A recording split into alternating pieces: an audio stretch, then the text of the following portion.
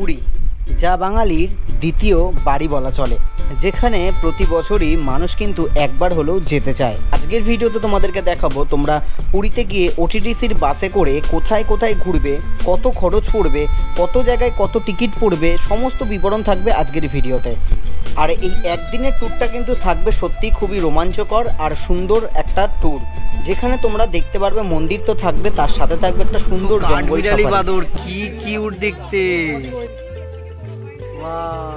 যেখানে তোমরা বাঘ এবং সিংহকে একদম কাছ থেকে দেখতে পারবে। একদম পাশে দেখো।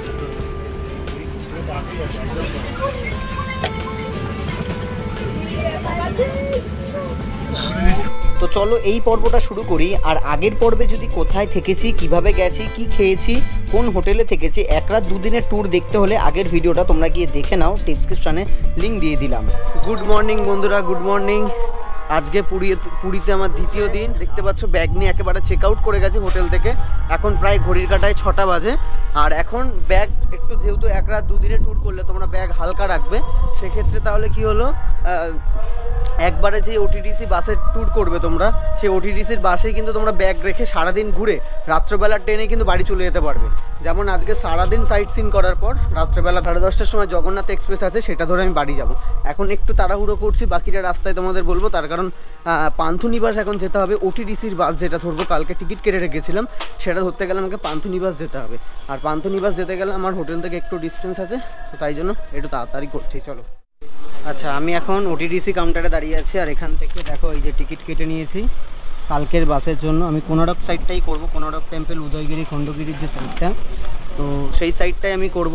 এটা টোটাল প্রাইস পড়বে হচ্ছে 595, অর্থাৎ 600 টাকা। আর তোমরা যদি চিল্কা সাইডটা করো সেক্ষেত্রে পড়বে হচ্ছে প্রায় 700 টাকা।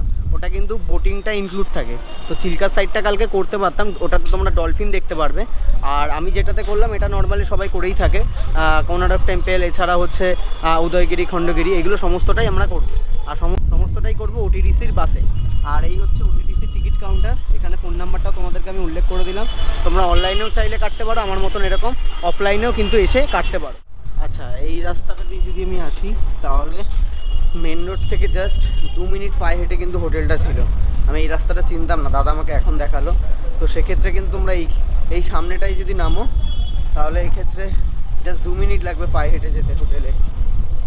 বাবা জগন্নাথ ধাম হলিডে হোম যেটাই ছিলাম। যাই হোক, তো এই দেখো চলে আসলাম আবার মেন রাস্তায়। এবার এখান থেকে শেয়ারে কেউ যায় কিনা দেখি, নাহলে তো একা একা তখন আবার রিজার্ভ করতে হবে। অটো পেয়ে গেছি একদম হোটেলের বাইরে, যেখান থেকে বেরালাম। ওই 100 থেকে 150 টাকা রিজার্ভে নেবে। আর শেয়ারে যদি পেয়ে যাও তাহলে ওই 30-40 টাকা করে পড়বে। তো এখন আমি চলো যাই পান্থনিবাসের সামনে।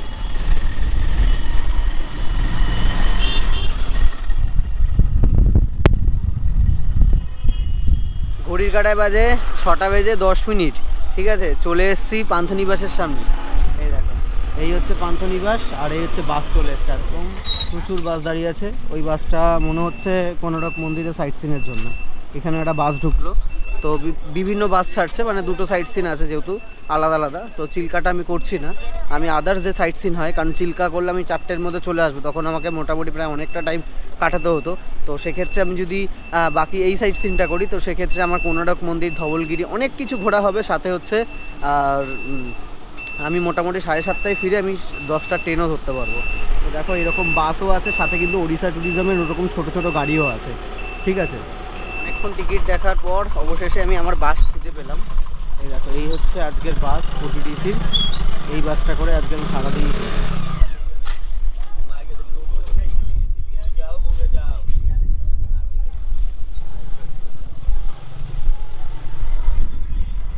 তো পুরো বাসটাই কিন্তু লাক্সারি ভলভো, আর সাথে হচ্ছে তোমার এসি বাস। কোনো রকম অসুবিধা হবে না ঘুরতে। ভেতরটা কেমন চলো দেখি, এবার বাসের ভেতরে উঠি। এখানে পরপর আচ্ছা, বাসের ভেতরে ঢুকতে প্রথমে দেখতে পারবো আমরা 2x2 এরকম সিট আছে। আর সিটগুলো কিন্তু খুবই সুন্দর, আর পুশব্যাক সিট। তোমরা কিন্তু খুব সুন্দর আরামদায়কভাবে বসে যাত্রাটা শুরু করতে পারবে। আর এছাড়াও ব্যাগ রাখার কিন্তু যথেষ্ট জায়গা আছে। আর বাসটা পুরোটাই কিন্তু ফুললি এসি বাস। এই বসলাম, এখানে চার্জিং হোল্ডার আছে, দেখো সব জায়গায় ইউএসবি পোর্ট, সাথে হচ্ছে এসি কন্ট্রোলার। মিউজিক। এখানে দেখতে পাচ্ছ বোটার হোল্ডার আছে, এখানে হচ্ছে ম্যাগাজিন ক্যারি করতে পারো তোমরা, যদিও এটা ভেঙে গেছে। আচ্ছা, এখানে হচ্ছে তোমরা প্রত্যেকটা সিটে এরকম সিট বেল্ট দেওয়া আছে, এই দেখো প্রত্যেকটা সিটে সিট বেল্ট দেওয়া আছে। মানে আমি যেটাই বসেছি আমার এটাতেও কিন্তু সিট বেল্ট দেওয়া আছে, এই যে সিট বেল্ট, ঠিক আছে। সিট বেল্টটা তোমরা চাইলে লাগিয়ে নিতে পারো। 6টা বেজে 34 মিনিট, একদম সঠিক সময়ের থেকে জাস্ট 3 থেকে 4 মিনিট পরেই বাস ছেড়ে দিয়েছে দেখো। আর ওটিডিসির বাসেই কিন্তু উপস্থিত থাকবেন একজন ওটিডিসিরই অভিজ্ঞ একজন ট্যুর গাইড, যিনি পুরো ট্যুরটাই কিন্তু গাইড করে নিয়ে যাবেন।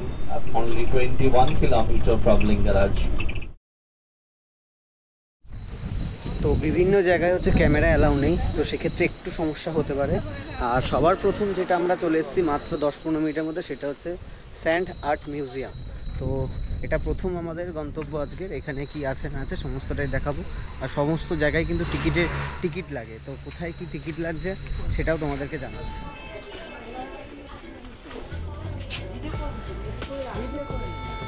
দেখো এইগুলো পুরোটাই বালির কাজ, কি দারুণভাবে করেছে সত্যি। এই পুরো কাজটা কিন্তু বালি দিয়ে করা, দেখো তোমরা, দারুণ লাগছে।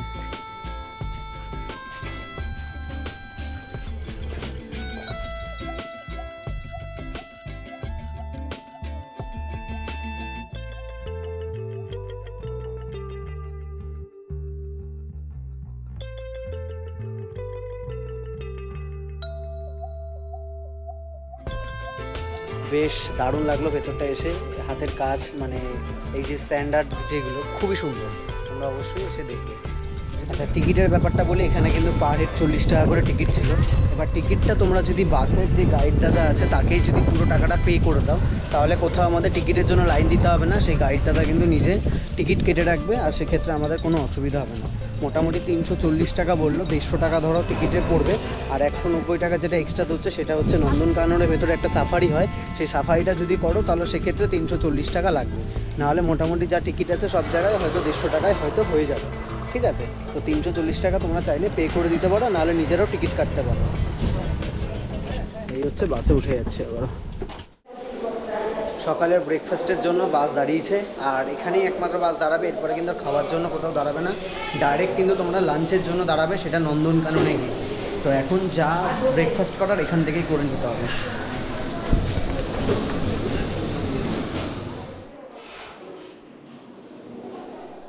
আচ্ছা, সকালবেলার খাবারে এখানে তোমরা পুরি সবজি পেয়ে যাবে, ইডলি পেয়ে যাবে, ধোসা পেয়ে যাবে, যেগুলো মোটামুটি 50 টাকা করে দাম। এছাড়াও সাম্বার বড়া পেয়ে যাবে 50 টাকা। ধোসাটাই শুধু এখানে 90 টাকা, বাকি 50 টাকায় তোমরা আরামসে কিন্তু সকালবেলার খাওয়া দাওয়া বড়া আমার হেভি লাগে খেতে। সাথে এরকম আলুর সবজিও আছে, একটা চাটনি করে এরা, সেই চাটনিটাও আছে, আর সাথে হচ্ছে এটাকে দারুণ খাওয়া দাওয়া হলো। তো আমি মনে করি তোমরা যদি উড়িষ্যার এই সাইডে আসো তাহলে একবার অবশ্যই ইডলি, ধোসা, সাম্বার ট্রাই করবে। ইডলি, ধোসা, সাম্বার, চাটনি অবশ্যই ট্রাই করবে। পুরি সবজি তো সবসময় খাই, তো সাম্বার বড়াটা দিয়ে এই সাম্বার চাটনি দিয়ে দারুণ লেগেছে। চলো এবার বাসে উঠে যাক। টাইমে আসাটা খুবই ইম্পর্টেন্ট, তার কারণ দেখো এই যে পেছনে 4টে সিট খালি, এটা কিন্তু খালি না, ওনারা দেরি করেছে আসতে, বাস ছেড়ে চলে গেছে। তো টাইমটা কিন্তু খুব মেনটেন করে এই ওড়িশা গভর্নমেন্ট। চলে এসেছে আমাদের 2 নম্বর স্পট, সেটা হচ্ছে চন্দ্রভাগা বিচ, আর সাথে হচ্ছে রামাচণ্ডী টেম্পল। আর এই যে বাস নামিয়েছে, আর এখন এর ভেতরে ঢুকবো।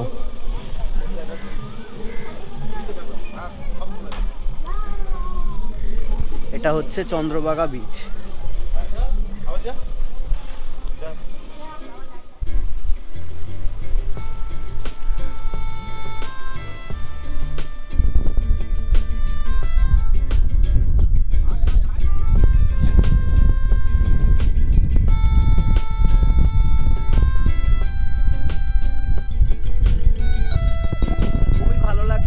প্রচন্ড হাওয়া দিচ্ছে, সাথে হচ্ছে একটা সুন্দর মিষ্টি পরিবেশ।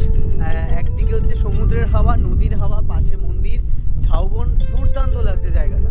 তোমরা শুধু একবার দেখো কত সুন্দর। সামনে এই দিকটাতে এই জায়গাটা একটা সুন্দর ঝাউবন আছে, দারুণ ফটোগ্রাফি করতে পারবে তোমরা, ঠিক আছে। যা সুন্দর সুন্দর স্পটে যাচ্ছে সেখানে ভালো ভালো ছবি তুলতে পারবে। ওই বিচটার সামনেও ভালো মতন ছবি তোলা যাবে, সাথে হচ্ছে ঝাউবনটাতেও অনেকটা ছবি তোলা যাবে, আর পাশে একটা মন্দিরও আছে। চলো মন্দিরটার ভেতরে কোনো রকমভাবে ভিডিওগ্রাফি করা যাবে না, আমি তোমাদেরকে বাইরে থেকেই মন্দিরটা একটু দেখিয়ে দিচ্ছি হালকা করে। এটা হচ্ছে রামাচণ্ডী টেম্পল। এই হচ্ছে টেম্পেলটা, ওর ভেতরে এখন আমরা যাবো, ঠিক আছে। কিন্তু ভেতরে কোনো রকম ফটোগ্রাফি ভিডিওগ্রাফি কিছুই করা যাবে না, ঠিক আছে।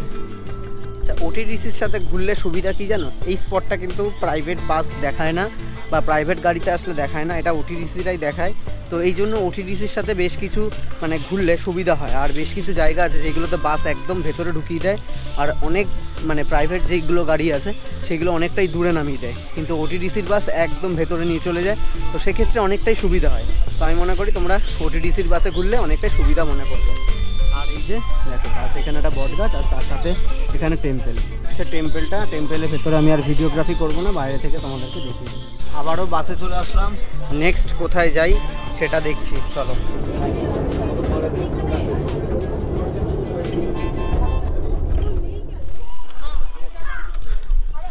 চলে আসলাম আমাদের 3 নম্বর স্পটে, সেটা হচ্ছে কোণারকের সূর্য মন্দির।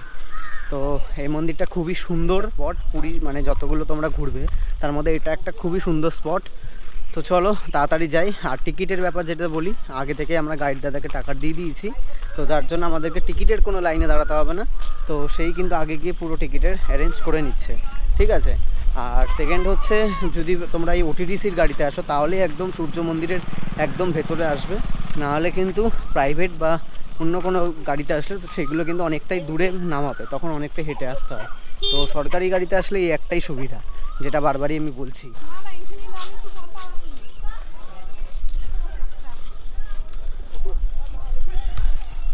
চলে এসেছি কোণারকের সূর্য মন্দিরের সামনে, একদম দেখো দূর থেকেই দেখা যাচ্ছে, দুর্দান্ত। কোণারক সূর্য মন্দির, যা উড়িষ্যা জেলা এবং তথা ভারতবর্ষের একটা ঐতিহ্যবাহী স্থান। বিশ্বাস করা হয় যে মন্দিরটা 1255 খ্রিস্টাব্দে পূর্ববঙ্গ রাজবংশের প্রথম নরসিংহদেব এই মন্দিরটি নির্মাণ করেছিলেন। মন্দির কমপ্লেক্সটা দেখলে মনে হবে একটা বিশাল রথের আকৃতি। আর এছাড়াও মন্দিরের গায়ে সূক্ষ্ম কারুকার্যময় পাথরের চাকা আমরা দেখতে পারবো।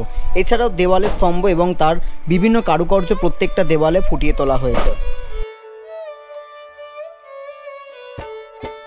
কোণার্ক কথাটার অর্থ হচ্ছে কোণ, আর অর্ঘ কথার অর্থ হচ্ছে সূর্য।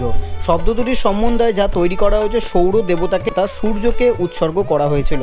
এই মন্দিরটি সূর্যের বিভিন্ন অবস্থানের গুরুত্বপূর্ণ অর্থ বহন করে। মন্দিরে সূর্য দেবতার বিশাল বিগ্রহ ছিল, তা এখন আর নেই। গ্রাসে স্থাপনার অনেকটাই আজ ধ্বংসপ্রাপ্ত। মন্দিরটির দেওয়ালে আমরা বিভিন্ন ধরনের কারুকার্য দেখতে পারবো, যা দেখার জন্যই কিন্তু বহু দূর দূর থেকে মানুষ ছুটে আসে। এই রথের চাকা আর হচ্ছে এই মন্দিরের কারুকার্য দুটো মিলিয়ে কিন্তু এই মন্দিরের বিশালত্ব ফুটিয়ে তোলে।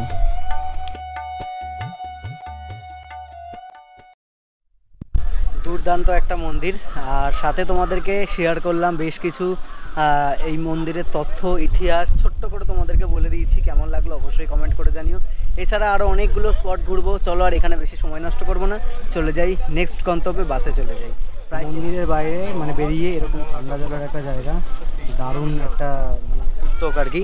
গরমে যেটা সবারই লাগে ঠান্ডা জল, সেটা তোমরা আরামসে এখানে দাঁড়িয়ে খেতে পারবে। স্পটে যাওয়ার জন্য ধৌলিগিরি, আর কিন্তু এখান থেকে যেতে গেলে এই টেম্পু গাড়িগুলো করে যেতে হবে, আর এটার জন্য আলাদা কোনো পে করতে হবে না। এটা কিন্তু ওই তোমার টিকিটের মধ্যে ইনক্লুড থাকবে। আমাদের বাসের যত লোক আছে এই দুটো গাড়িতে আশা করি ধরে যাবে, এরকম ছোট ছোট গাড়িগুলো কিন্তু যাবে।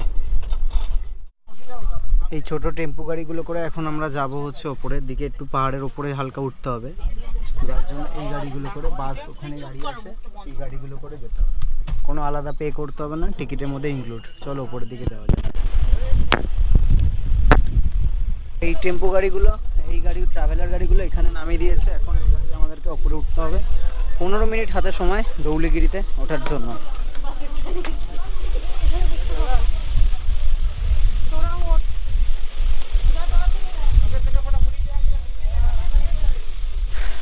চলে আসলাম ধৌলিগিরি। অনেকে কথাটাকে ধবলগিরি বলে, কিন্তু এটাকে মনে হয় সবাই মানে যেটা গাইড দাদাও বললো এটাকে ধৌলগিরি কথাটাও হয়। আর তৈরি করার সময় জাপান সরকার আর ভারত সরকার দুজনেই কিন্তু মিলিতভাবে অর্থ দিয়ে এই মন্দিরটাকে তৈরি করেছিল। আর এটার তখন জাপান সরকার এটার পেছনে খরচা করেছিল প্রায় 52 লক্ষ টাকা। ঠিক আছে, জুতো খুলে উপরে উঠতে হবে, চলো উপরের দিকে উঠি। যদি দেখো ওইখানে একটা নদী আছে, ওইটাই হচ্ছে কিন্তু অশোকের কলিঙ্গ যুদ্ধ হয়েছিল এখানে, ঠিক আছে। অশোকের কলিঙ্গ যুদ্ধের ক্ষেত্রে কিন্তু এই বৌদ্ধ মন্দিরটা একটা গুরুত্বপূর্ণ ভূমিকা পালন করেছিল, মানে তার স্মৃতিচিহ্ন বহন করে চলেছে এখন এই বৌদ্ধ মন্দির। ওপর থেকে বেশ একটা সুন্দর ভিউ পাওয়া যায়, দেখো পাহাড়ের অনেকটা উঁচুতে যেহেতু মন্দিরটা, তো ওই মন্দির থেকে খুব সুন্দর সুন্দর ভিউ পাওয়া যায়। আর মন্দিরের চারদিকে 4টে বৌদ্ধ মূর্তি আছে এরকমই,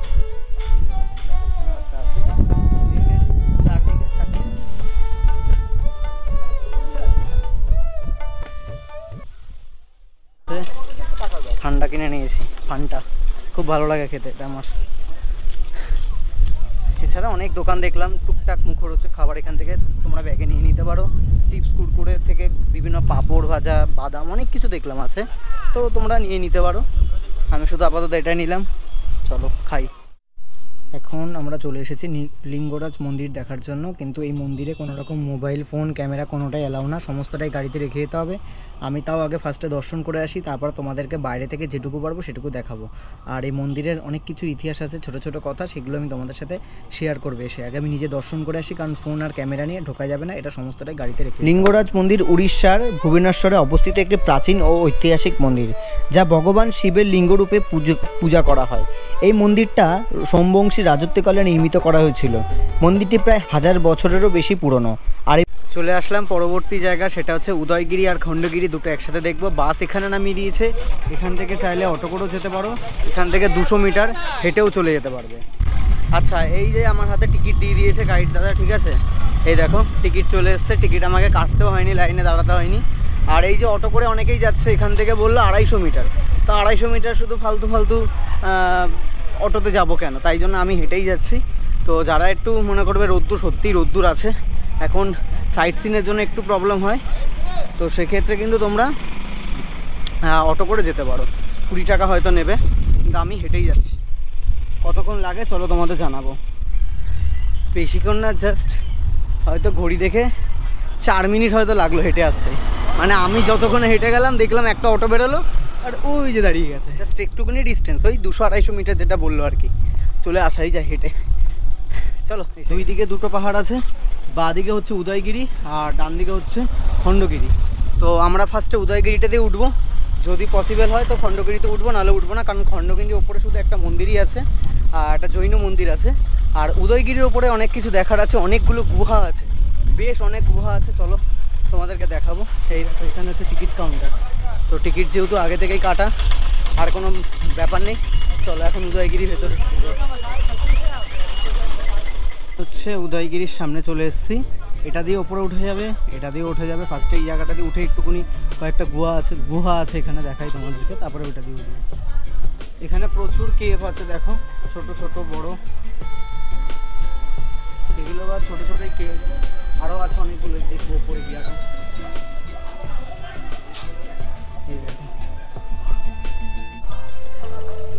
এদিকে আরো উপরে যাওয়া যাচ্ছে, চলো দেখি।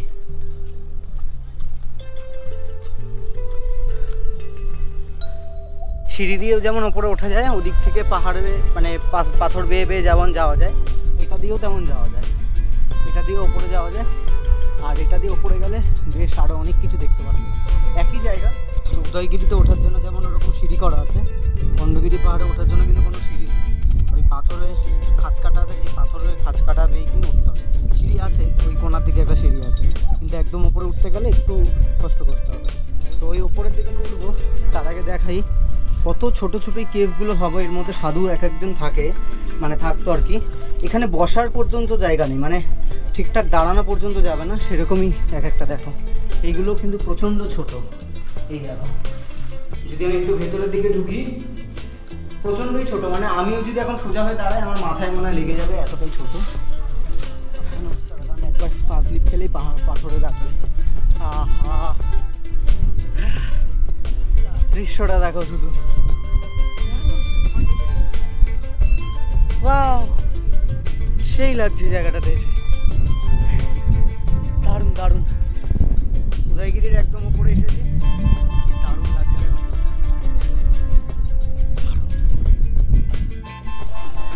চলো দৌড়ে একটু খণ্ডগিরিতে দেখি এসেছি যখন।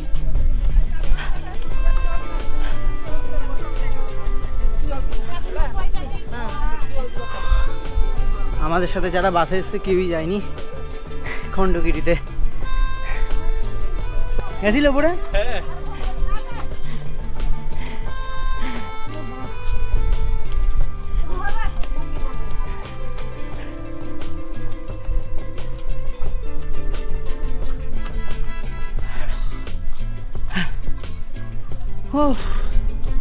প্রচণ্ড রোদ্দুর, প্রচণ্ড গরম। এই এপ্রিল মাসে সাইট সিন করা খুবই কষ্টকর। আর একটু মাস একটু বর্ষা পড়লে তারপরে তোমরা এসো। নো সাজেস্ট করবোই না এই গরমে আসার জন্য। পাহাড় জিনিসটা এমন সময় নিয়ে উঠতে হয়, তাড়াহুড়ো করলেই কষ্ট। দেখো এবারে খণ্ডগিরি থেকে উদয়গিরিকে কত সুন্দর লাগছে, দারুণ। জৈন মন্দির বন্ধ, এখান থেকে ফিরে যেতে হবে।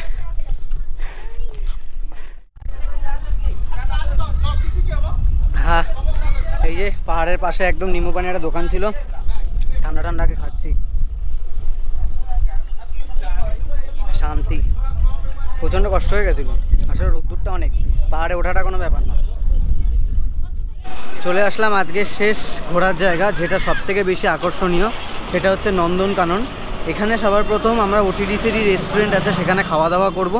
তারপর সেখান থেকে আমাদের গাইড দাদা যেভাবে ঘোরাবে, ভেতরে ব্যাটারির গাড়ি আছে, সেখান থেকে আমরা সাফারি করব পুরো। কারণ নন্দনকাননটা একটা অনেক বড় এরিয়া, প্রায় 17 কিলোমিটার এরিয়া। অত বড়টা তো পায়ে হেঁটে ঘোরা সম্ভব নয় রোদ্দুরের মধ্যে। তো সেক্ষেত্রে গাড়ির ব্যবস্থা করে দেবে, সেই গাড়িতে করেই কিন্তু আমরা পুরোটা সাফারি করব, ঠিক আছে। আর সেক্ষেত্রে কিন্তু 190 টাকা করে আলাদা নিয়েছে আগে। আর এমনি যা আদার্স টিকিট লেগেছিলো টোটাল 150, টোটাল 340 টাকা কিন্তু পার হেড পড়বে তোমরা যদি। আর যদি সাফারিটা করতে না চাও সেক্ষেত্রে 190 টাকা। সেটা তোমাদের উপর ডিপেন্ড করছে, কিন্তু এটা করাটা আমি মনে করি দরকার, তার কারণ না হলেই গরমের মধ্যে অসম্ভব। আর চলে এসেছে একদমই নন্দনকাননের সামনে। আচ্ছা, এর ভেতরে আমরা ঢুকবো, তার আগে ওটিডিসি রেস্টুরেন্ট থেকে আমরা যাচ্ছি এখন দুপুরবেলার খাওয়া দাওয়াটা সেরে নেওয়ার জন্য। এই পার্কের ভেতরেই হচ্ছে ওটিডিসি রেস্টুরেন্ট। বসে গেছে ওটিডিসি রেস্টুরেন্টে, এরকম বড় রেস্টুরেন্ট আর পুরোটাই এসি। সাথে চলে এসেছে বসার সাথে সাথে খাবার। ফার্স্টে বিল করতে হচ্ছে, তারপরে খাবার দিয়েছে। আমি ভেজ থালি নিয়েছি, দেখো কী দিয়েছে, ভাত, ডাল, আলু ভাজা, এখানে একটা 5 মিশালি তরকারি, আর এটা কিছু একটা চাটনি ফাটনি হবে, না এটা পায়েস, সরি এটা পায়েস। আর এখানে দিয়েছে আচার আর হচ্ছে পাঁপড়। তো এই হচ্ছে, এটা প্রাইস পড়েছে প্রায় 150 টাকা। এটা কিন্তু 150 টাকার একটা থালি, ঠিক আছে, ভেজ থালি। খাওয়া দাওয়া মানে দেখে তো মনে হচ্ছে খুব একটা বাঙালি টেস্ট হবে না, একটু মানে উড়িষ্যা স্টাইলের খাওয়া দাওয়াগুলো হবে, দেখে বোঝাই যাচ্ছে। কারণ ডাল আর এগুলোতে দেখে তাই মনে হচ্ছে। খেয়ে দেখা যাক কেমন, ঠিক আছে। খেয়ে দিয়ে লাস্টে একবারে তোমাদেরকে বলবো কেমন খেতে। খাওয়া দাওয়া কমপ্লিট করলাম, মোটামুটি খাওয়া দাওয়া মানে একটু উড়িয়া স্টাইল যেমন হয় আর কি, মানে উড়িষ্যা স্টাইলে যেমন হয়ে থাকে আর কি। একটু মানে কারি পাতা যেগুলো ভাগটা বেশি থাকে, ডাল হোক বা তরকারি হোক, এমনি মোটামুটি পরিষ্কার পরিচ্ছন্ন খাবার দাওয়া, ঠিক আছে, ভালো। তোমরা আসলে কি এখানে এসেই খাওয়া দাওয়া করতে হবে। এছাড়া দুপুরে খাওয়া দাওয়া বলতে বাইরে, তখন আলাদা হয়ে যাবে গাইডের থেকে, তখন সমস্যা হয়ে যাবে। তখন এখানে এসেই খেতে হবে, যেহেতু বাসের সবাই এখানেই খায়। আর নাহলে নিজেরা খাবার নিয়ে আসলে সেটা আলাদা বিষয়।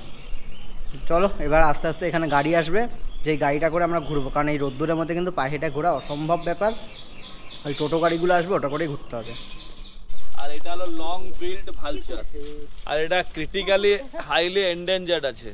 এগুলো এখনো বিলুপ্ত তাদার মে রাখা গিয়া है। ये सिरुल 2 कैटेगरी में आता है। 20 বছর পর্যন্ত বাঁচতে পারে। এর নাম হলো সিলভার পিজন। এই সাদা রঙেরটা দেখুন, এগুলো মেয়ে। এই যে ব্রাউন কালার এগুলো মেয়ে, আর সাদাগুলো হলো ছেলে। ভিতরে দেখুন সাদা আর কালো। কোন জায়গায় দেখা যায় এটা আপনাদের বেঙ্গলে? চিড়িয়াখানা। এটা হলো কালো রাজহাঁস। এই রাজহাঁসটা অস্ট্রেলিয়া, তাসমানিয়া, নিউজিল্যান্ড সব জায়গায় দেখতে পাওয়া যায়। তবে এর একটা পিকুলারিটি আছে, আর দুধের মধ্যে জল মিশিয়ে দিলে দুধটাকে খেয়ে নেবে, জলটাকে ছেড়ে দেবে। তবে এরা কি করে করে সেটা আমিও জানি। এখন আমাদেরকে গাইড দাদা প্রচুর পাখি দেখাচ্ছে এবং সেইগুলোর নাম বলছে, সেইগুলো সম্বন্ধেও বলে দিচ্ছে। সব যদি দেখাতে যায় ভিডিও অনেক বড় হয়ে যাবে, তাই অল্প অল্প করে তোমাদের দেখাবো। আর এখান থেকে গাড়ি করে কোথায় নিয়ে যাবে সেটাও তোমাদের সাথে দেখাবো। দেখো পাখির কালারটা দেখো, পুরো লাল আর হলুদের মতো। কাঠবিড়ালি বাদর কি কিউট দেখতে। ওয়াও,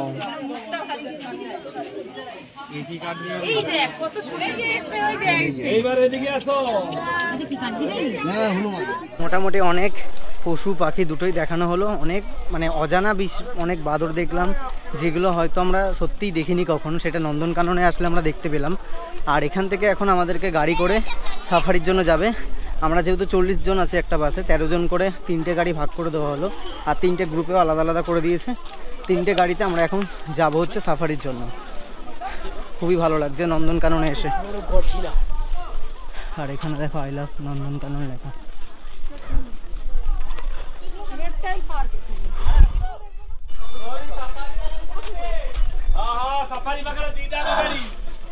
তো দেখো সাফারির জন্য এইরকমই গাড়ি সব, ওই যে সামনের দুটো আমাদের গাড়ি বেরিয়ে গেল। আর এটাতে আমরা বসেছি, সি গ্রুপ, 3টে গ্রুপ ভাগ করে দিয়েছে। একটাতে 13 জন করে বসছি, 13 জন করে এক একটাতে বসেছি। চলো এবার যাই এই গাড়ি করে।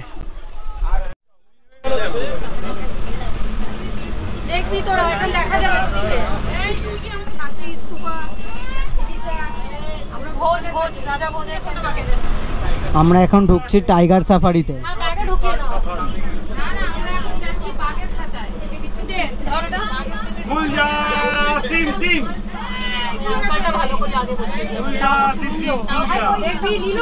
পিছনে এসে বাঘ এবার দাঁড়াবে।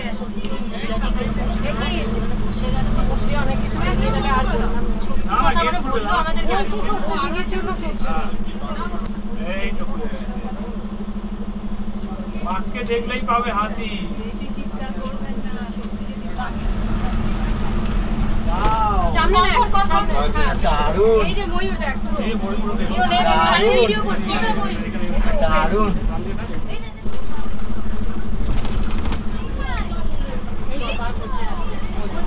কাকু এক সেকেন্ড কথা বলবি না কেউ।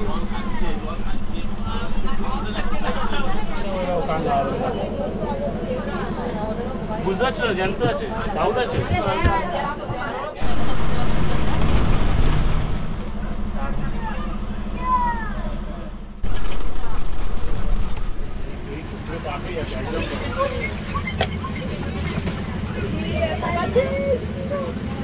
ঝাঁপিয়ে পড়ে দেখছি কিভাবে।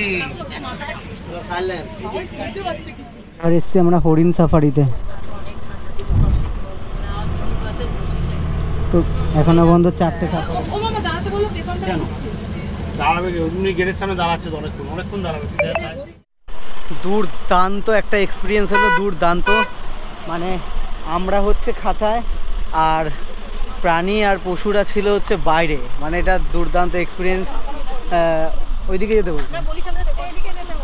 তো দারুণ এক্সপিরিয়েন্স হয়েছে, সত্যি সেরা লাগলো। আর এরকম প্রত্যেকটাতে এরকম লোহার সিট দেওয়া আছে জানলাগুলোতে আর সামনের কাঁচগুলোতেও, যাতে কোনো রকম দুর্ঘটনা না ঘটে। আমি গ্যারেন্টি দিতে পারি নন্দনকানন জুতে যদি কেউ একবার আসে তাহলে আর আমাদের আলিপুর জুতে যাবে না। মানে এত সুন্দরভাবে এখানে বাঘ সিংহকে দেখা যায়, মানে দুর্দান্ত। মানে এটা মুখে বলে হয়তো বোঝানো যাবে না, দুর্দান্ত। সত্যি আমার খুবই ভালো লাগলো। নন্দনকাননটাকেই মনে হচ্ছে তোমার ট্যুরে একদিন লাগলে মানে সারাদিন ঘুরেও শেষ করতে পারবে না, এত সুন্দর জায়গা। চলো জেনে নিই আমাদের এই সহযাত্রী ছিল আজকে যারা, ওনাদের বেশ ভালো লেগেছে। কেমন লেগেছে? সত্যি মানে পয়সা দিয়ে আমাদের পয়সা বেশ উসুল হয়েছে। মানে ওটিটিসি ট্যুরটা কেমন লাগলো? মানে ওদের খুব ভালো সার্ভিস, ভালো সার্ভিস, ভালো সত্যি সার্ভিস। এরকম সার্ভিস নিতে গেলে এখানে এসে এই সার্ভিসটা এত কম পয়সায় এত সুন্দর সার্ভিস আশা করা যায় না। তো মোটামুটি তোমাদেরকে পুরোটাই ঘুরে দেখালাম। আর 7:30টার সময় আবার আমাদেরকে পান্থনিবাসে নামিয়ে দেবে 6:30 থেকে 7:30টার মধ্যে। তারপর রাত 10:30টায় জগন্নাথ এক্সপ্রেস ধরে চলে যাব কলকাতায়। চলো 7:30 থেকে 8টার মধ্যে তোমাদেরকে বাস আবারও নামিয়ে দেবে পান্থনিবাস। সেখান থেকে তোমরা কিন্তু চলে যেতে পারো তোমাদের হোটেলে টোটো করে, বা এখান থেকে তোমরা অটো নিয়ে চলে যেতে পারো পুরী স্টেশনে। সেখান থেকে তোমরা রাতের ট্রেন ধরে সকাল সকাল কিন্তু আবার কলকাতায় পৌঁছে যেতে পারো। 1 রাত 2 দিনে এইভাবে ট্যুর কমপ্লিট করে নিতে পারো। চলো টাটা।